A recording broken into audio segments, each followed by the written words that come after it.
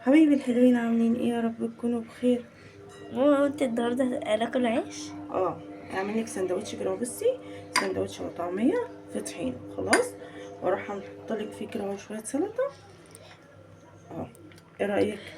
اه وناكل جنبه ايه؟ شيبسي. وانا عامله لك عصير فراوله وعصير ليمون. شوفي ايه رايك بقى؟